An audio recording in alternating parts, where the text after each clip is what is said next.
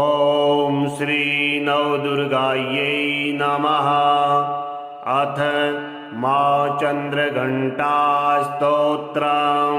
पिण्डज प्रवरारूढां चण्डकोपास्त्रकैर्युता प्रसादं तनुते मह्यं चन्द्रघण्टेति विश्रुता।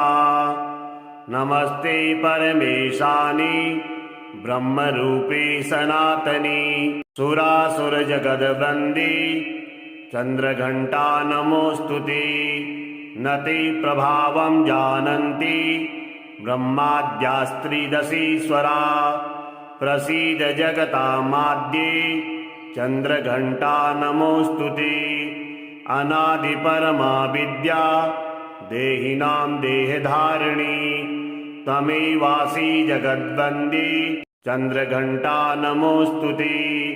त्वं बीजं सर्वभूतानां त्वं बुद्धिश्चेतना धृतिः त्वं प्रबोधश्च निद्रा च चन्द्रघण्टा नमोऽस्तुते। त्वमाराध्यमहेशोऽपि कृतकृत्यं हि मन्यते आत्मानं परमात्मापि चन्द्रघण्टा नमोऽस्तुते।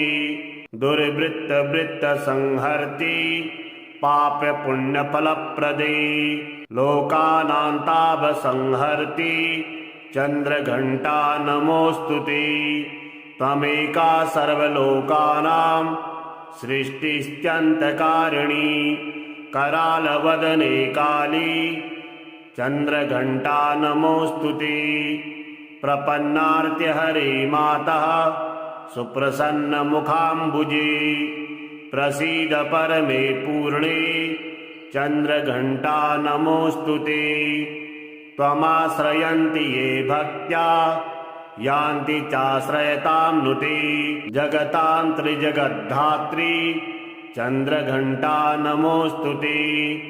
शुद्धज्ञानमये पूर्णे प्रकृतिः सृष्टिभाविनी त्वमेव मातर्विश्वेशी चन्द्रघण्टा नमोऽस्तुते।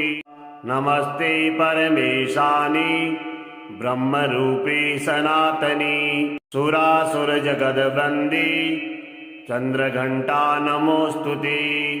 न ते प्रभावं जानन्ति ब्रह्माद्यास्त्रिदशीश्वरा प्रसीद जगतामाद्ये चन्द्रघण्टा नमोऽस्तुते। अनादिपरमा विद्या देहिनां देहधारिणी त्वमेवासि जगद्वन्द्ये चन्द्रघण्टा नमोऽस्तुते। त्वं बीजं सर्वभूतानां त्वं बुद्धिश्चेतना धृतिः त्वं प्रबोधश्च निद्रा च चन्द्रघण्टा नमोऽस्तुते। त्वमाराध्यमहेशोऽपि कृतकृत्यं हि मन्यते आत्मानं परमात्मापि चन्द्रघण्टा नमोऽस्तुते। दुर्वृत्तवृत्तसंहर्ति पापपुण्यफलप्रदे लोकानान्तापसंहर्ति चन्द्रघण्टा नमोऽस्तुते। त्वमेका सर्वलोकानां सृष्टिस्त्यन्तकारिणी करालवदने काली चन्द्रघण्टा नमोऽस्तुते। प्रपन्नार्त्यहरे मातः सुप्रसन्नमुखाम्बुजे प्रसीद परमे पूर्णे चन्द्रघण्टा नमोऽस्तुते। त्वमाश्रयन्ति ये भक्त्या यान्ति चाश्रयतां नुते जगतां त्रिजगद्धात्री चन्द्रघण्टा नमोऽस्तुते। शुद्धज्ञानमये पूर्णे प्रकृतिः सृष्टिभाविनी त्वमेव मातर्विश्वेशी चन्द्रघण्टा नमोऽस्तुते। नमस्ते परमेशानि ब्रह्मरूपे सनातनी सुरासुरजगद्वृन्दे चन्द्रघण्टा नमोऽस्तुते। न ते प्रभावं जानन्ति ब्रह्माद्यास्त्रिदशीश्वरा प्रसीद जगतामाद्ये चन्द्रघण्टा नमोऽस्तुते। अनादिपरमा विद्या देहिनां देहधारिणी त्वमेवासि जगद्वन्द्ये चन्द्रघण्टा नमोऽस्तु ते।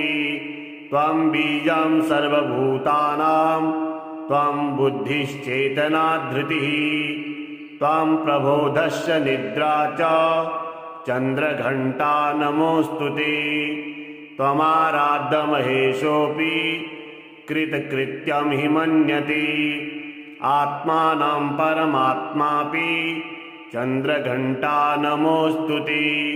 दुर्वृत्तवृत्तसंहर्ति पापपुण्यफलप्रदे लोकानां तापसंहर्ति चन्द्रघण्टा नमोऽस्तु ते। त्वमेका सर्वलोकानां सृष्टिस्त्यन्तकारिणी करालवदने काली चन्द्रघण्टा नमोऽस्तु ते।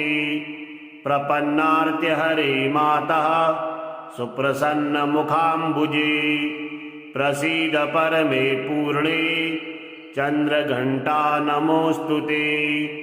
त्वमाश्रयन्ति ये भक्त्या यान्ति चाश्रयतां नुते जगतां त्रिजगद्धात्री चन्द्रघण्टा नमोऽस्तु ते। शुद्धज्ञानमये पूर्णे प्रकृतिः सृष्टिभाविनी त्वमेव मातर्विश्वेशी चन्द्रघण्टा नमोऽस्तु ते।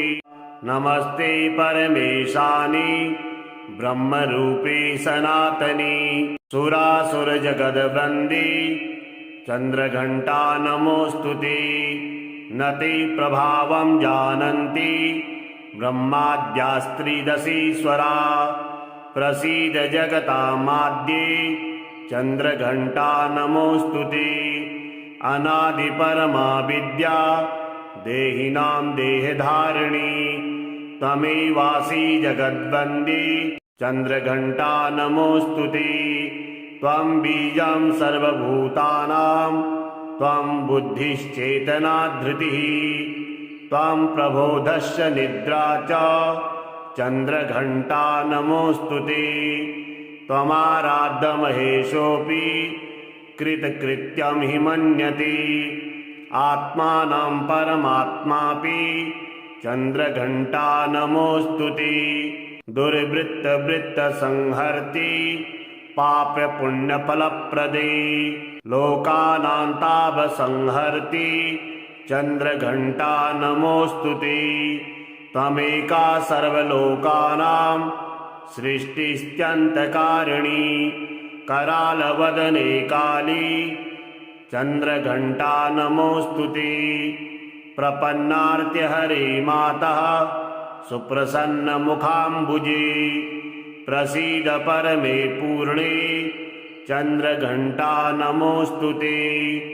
त्वमाश्रयन्ति ये भक्त्या यान्ति चाश्रयतां नुते जगतां त्रिजगद्धात्री चन्द्रघण्टा नमोऽस्तु ते। शुद्धज्ञानमये पूर्णे प्रकृतिः सृष्टिभाविनी त्वमेव मातर्विश्वेशी चन्द्रघण्टा नमोऽस्तु ते। नमस्ते परमेशानि ब्रह्मरूपे सनातनी सुरासुरजगद्वन्द्ये चन्द्रघण्टा नमोऽस्तु ते। न ते प्रभावं जानन्ति ब्रह्माद्यास्त्रिदशीश्वरा प्रसीद जगतामाद्ये चन्द्रघण्टा नमोऽस्तु ते। अनादिपरमा विद्या देहिनां देहधारिणी त्वमेवासि जगद्वन्द्ये चन्द्रघण्टा नमोऽस्तु ते। त्वं बीजं सर्वभूतानां त्वं बुद्धिश्चेतना धृतिः त्वं प्रबोधश्च निद्रा च चन्द्रघण्टा नमोऽस्तु ते। त्वमाराध्यमहेशोऽपि कृतकृत्यं हि मन्यते आत्मानं परमात्मापि चन्द्रघण्टा नमोऽस्तु ते।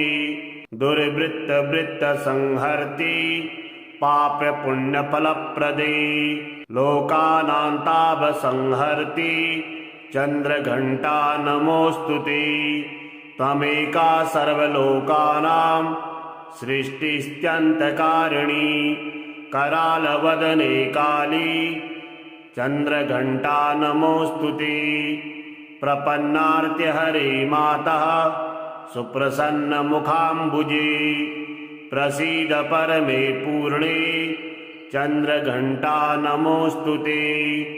त्वमाश्रयन्ति ये भक्त्या यान्ति चाश्रयतां नुते जगतां त्रिजगद्धात्री चन्द्रघण्टा नमोऽस्तु ते। शुद्धज्ञानमये पूर्णे प्रकृतिः सृष्टिभाविनी त्वमेव मातर्विश्वेशी चन्द्रघण्टा नमोऽस्तु ते। नमस्ते परमेशानि ब्रह्मरूपे सनातनी सुरासुरजगद्वन्द्ये चन्द्रघण्टा नमोऽस्तु ते। न ते प्रभावं जानन्ति ब्रह्माद्यास्त्रिदशीश्वरा प्रसीद जगतामाद्ये चन्द्रघण्टा नमोऽस्तु ते। अनादिपरमा विद्या देहिनां देहधारिणी त्वमेवासि जगद्वन्द्ये चन्द्रघण्टा नमोऽस्तु ते।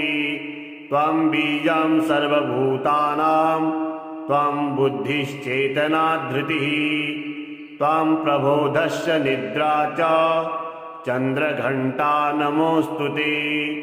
त्वमाराध्यमहेशोऽपि कृतकृत्यं हि मन्यते आत्मानं परमात्मापि चन्द्रघण्टा नमोऽस्तु ते। दुर्वृत्तवृत्तसंहर्ति पापपुण्यफलप्रदे लोकानां तापसंहर्ति चन्द्रघण्टा नमोऽस्तु ते।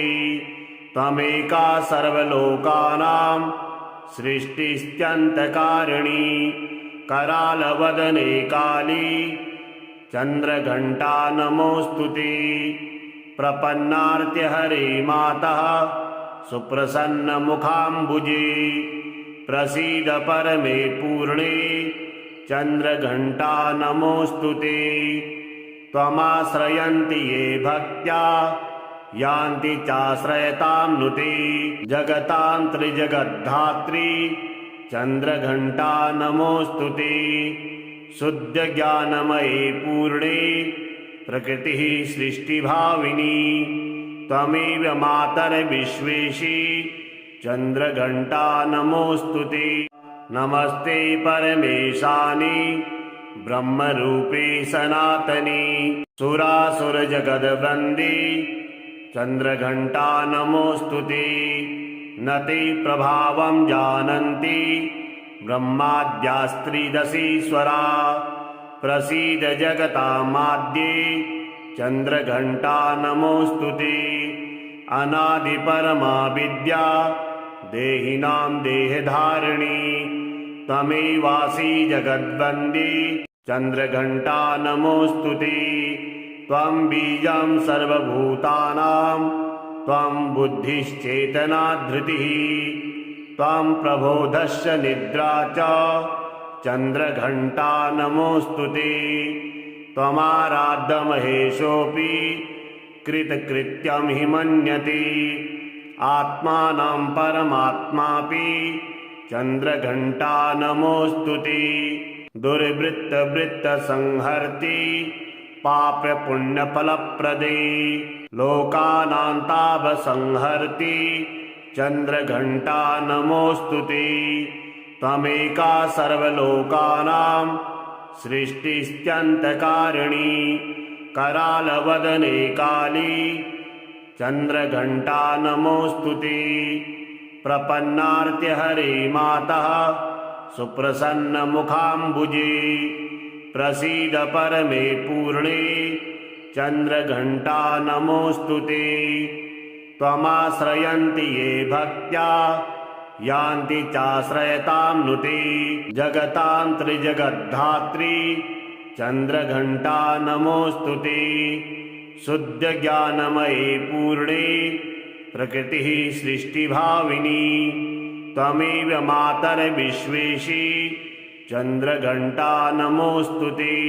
नमस्ते परमेशानि ब्रह्मरूपे सनातनी सुरासुरजगद्वृन्दे चन्द्रघण्टा नमोऽस्तु ते न ते प्रभावं जानन्ति ब्रह्माद्यास्त्रिदशीश्वरा प्रसीद जगतामाद्ये चन्द्रघण्टा नमोऽस्तु ते अनादिपरमा विद्या देहिनां देहधारिणी त्वमेवासि जगद्वन्दे चन्द्रघण्टा नमोऽस्तु ते त्वं बीजं सर्वभूतानां त्वं बुद्धिश्चेतना धृतिः त्वं प्रबोधश्च निद्रा च चन्द्रघण्टा नमोऽस्तु ते त्वमाराध्यमहेशोऽपि कृतकृत्यं हि मन्यते आत्मानं परमात्मापि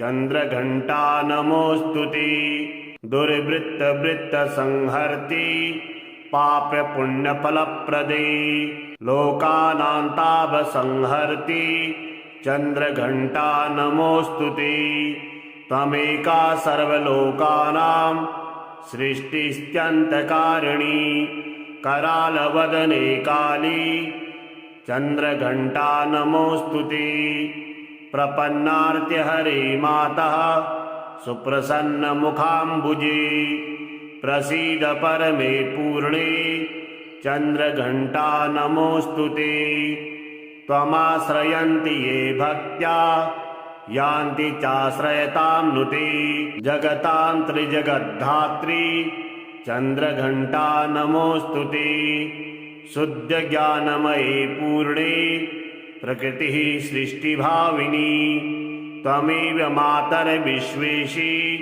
चन्द्रघण्टा नमोऽस्तु ते नमस्ते परमेशानि ब्रह्मरूपे सनातनी सुरासुरजगद्वृन्दे चन्द्रघण्टा नमोऽस्तु ते न ते प्रभावं जानन्ति ब्रह्माद्यास्त्रिदशीश्वरा प्रसीद जगतामाद्ये चन्द्रघण्टा नमोऽस्तु ते अनादिपरमा विद्या देहिनां देहधारिणी त्वमेवासि जगद्वन्दे चन्द्रघण्टा नमोऽस्तु ते त्वं बीजं सर्वभूतानां त्वं बुद्धिश्चेतना धृतिः त्वं प्रबोधश्च निद्रा च चन्द्रघण्टा नमोऽस्तु ते त्वमाराध्यमहेशोऽपि कृतकृत्यं हि मन्यते आत्मानं परमात्मापि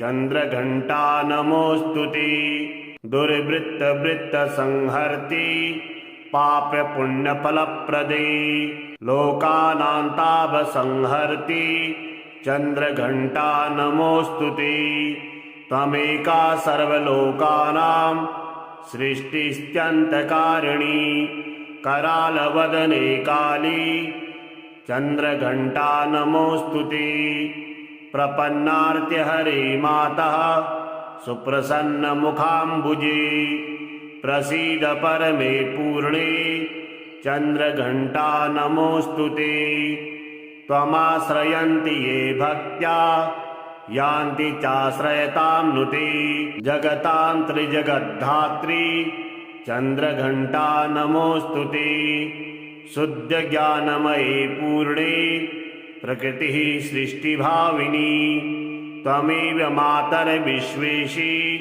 चन्द्रघण्टा नमोऽस्तु ते नमस्ते परमेशानि ब्रह्मरूपे सनातनी सुरासुरजगद्वृन्दे चन्द्रघण्टा नमोऽस्तु ते न ते प्रभावं जानन्ति ब्रह्माद्यास्त्रिदशीश्वरा प्रसीद जगतामाद्ये चन्द्रघण्टा नमोऽस्तु ते अनादिपरमा विद्या देहिनां देहधारिणी त्वमेवासि जगद्वन्दे चन्द्रघण्टा नमोऽस्तु ते त्वं बीजं सर्वभूतानां त्वं बुद्धिश्चेतना धृतिः त्वं प्रबोधश्च निद्रा च चन्द्रघण्टा नमोऽस्तु ते त्वमाराध्यमहेशोऽपि कृतकृत्यं हि मन्यते।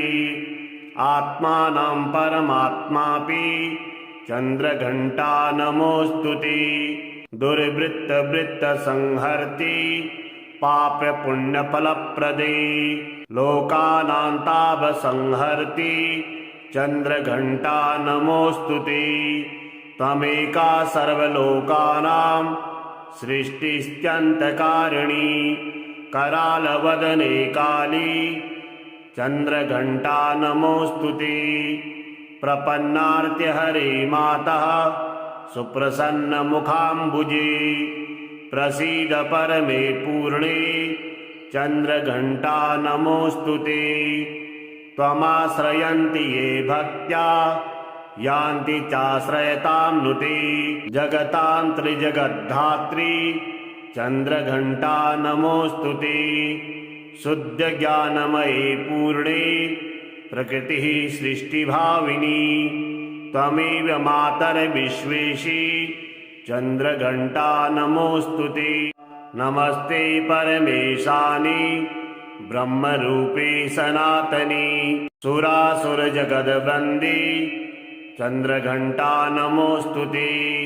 न ते प्रभावं जानन्ति ब्रह्माद्यास्त्रिदशीश्वरा प्रसीद जगतामाद्ये चन्द्रघण्टा नमोऽस्तु ते। अनादिपरमा विद्या देहिनां देहधारिणी त्वमेवासि जगद्वन्द्ये चन्द्रघण्टा नमोऽस्तु ते। त्वं बीजं सर्वभूतानां त्वं बुद्धिश्चेतना धृतिः त्वं प्रबोधश्च निद्रा च चन्द्रघण्टा नमोऽस्तु ते। त्वमाराध्यमहेशोऽपि कृतकृत्यं हि मन्यते।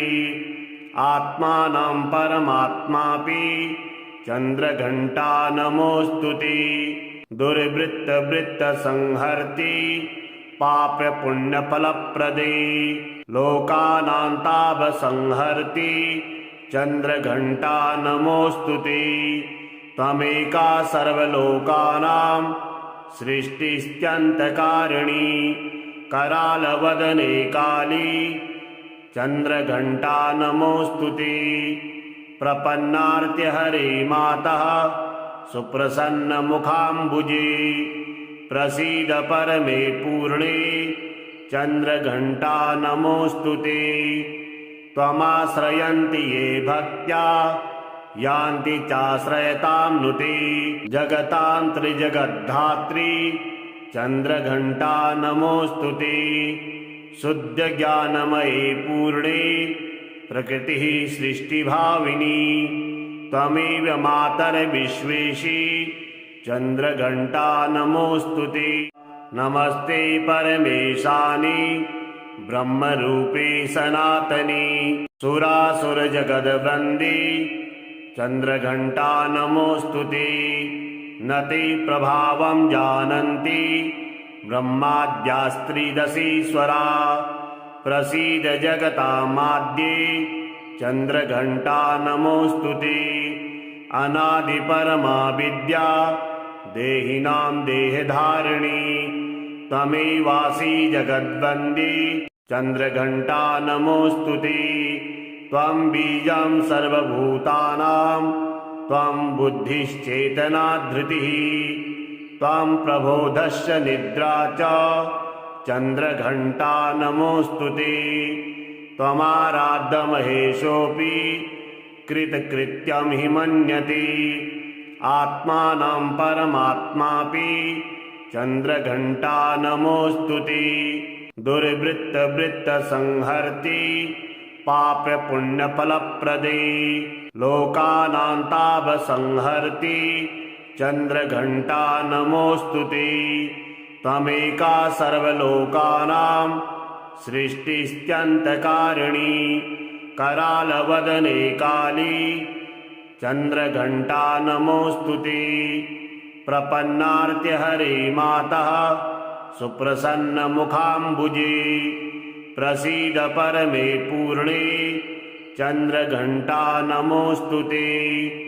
त्वमाश्रयन्ति ये भक्त्या यान्ति चाश्रयतां नुते जगतां त्रिजगद्धात्री चन्द्रघण्टा नमोऽस्तु ते शुद्धज्ञानमये पूर्णे प्रकृतिः सृष्टिभाविनी त्वमेव मातर्विश्वेशी चन्द्रघण्टा नमोऽस्तु ते नमस्ते परमेशानि ब्रह्मरूपे सनातनी सुरासुरजगद्वृन्दे चन्द्रघण्टा नमोऽस्तु ते न ते प्रभावं जानन्ति ब्रह्माद्यास्त्रिदशीश्वरा प्रसीद जगतामाद्ये चन्द्रघण्टा नमोऽस्तु ते अनादिपरमा विद्या देहिनां देहधारिणी त्वमेवासि जगद्वन्द्ये चन्द्रघण्टा नमोऽस्तु ते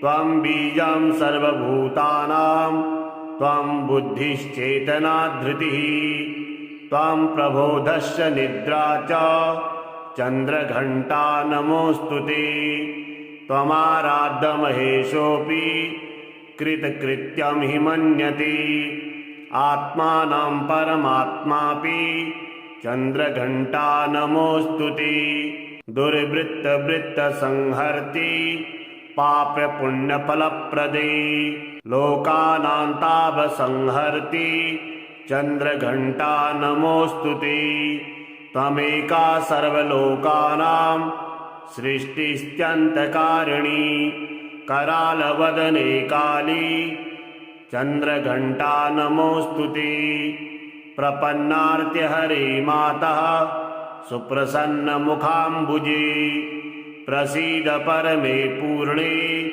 चन्द्रघण्टा नमोऽस्तु ते त्वमाश्रयन्ति ये भक्त्या यान्ति चाश्रयतां नुते जगतां त्रिजगद्धात्री चन्द्रघण्टा नमोऽस्तु ते शुद्धज्ञानमये पूर्णे प्रकृतिः सृष्टिभाविनी त्वमेव मातर्विश्वेशी चन्द्रघण्टा नमोऽस्तु ते नमस्ते परमेशानि ब्रह्मरूपे सनातनी सुरासुरजगद्वृन्दे चन्द्रघण्टा नमोऽस्तु ते न ते प्रभावं जानन्ति ब्रह्माद्यास्त्रिदशीश्वरा प्रसीद जगतामाद्ये चन्द्रघण्टा नमोऽस्तु ते अनादिपरमा विद्या देहिनां देहधारिणी त्वमेवासि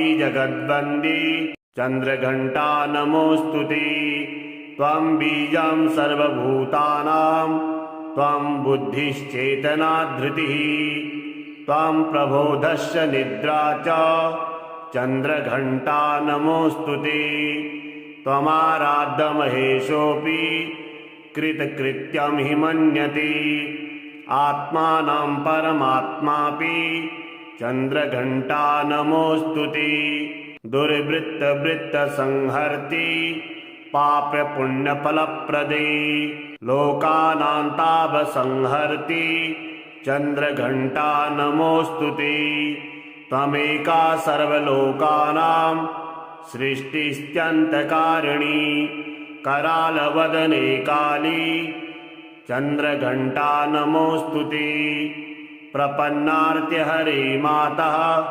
सुप्रसन्नमुखाम्बुजे प्रसीद परमे पूर्णे चन्द्रघण्टा नमोऽस्तु ते त्वमाश्रयन्ति ये भक्त्या यान्ति चाश्रयतां नुते जगतां त्रिजगद्धात्री चन्द्रघण्टा नमोऽस्तु ते शुद्धज्ञानमये पूर्णे प्रकृतिः सृष्टिभाविनी त्वमेव मातर्विश्वेशी चन्द्रघण्टा नमोऽस्तु ते नमस्ते परमेशानि ब्रह्मरूपे सनातनी सुरासुरजगद्वृन्दे चन्द्रघण्टा नमोऽस्तु ते न ते प्रभावं जानन्ति ब्रह्माद्यास्त्रिदशीश्वरा प्रसीद जगतामाद्ये चन्द्रघण्टा नमोऽस्तु ते अनादिपरमा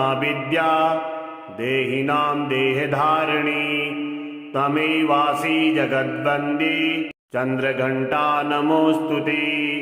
त्वं बीजं सर्वभूतानां त्वं बुद्धिश्चेतना धृतिः त्वं प्रबोधश्च निद्रा च चन्द्रघण्टा नमोऽस्तु ते। त्वमाराध्यमहेशोऽपि कृतकृत्यं हि मन्यते आत्मानं परमात्मापि चन्द्रघण्टा नमोऽस्तु ते। दुर्वृत्तवृत्तसंहर्ति पापपुण्यफलप्रदे लोकानां तापसंहर्ति चन्द्रघण्टा नमोऽस्तु ते। त्वमेका सर्वलोकानां सृष्टिस्त्यन्तकारिणी करालवदने काली चन्द्रघण्टा नमोऽस्तु ते। प्रपन्नार्त्यहरे मातः सुप्रसन्नमुखाम्बुजे प्रसीद परमे पूर्णे चन्द्रघण्टा नमोऽस्तु ते। त्वमाश्रयन्ति ये भक्त्या यान्ति चाश्रयतां नुते जगतां त्रिजगद्धात्री चन्द्रघण्टा नमोऽस्तु ते।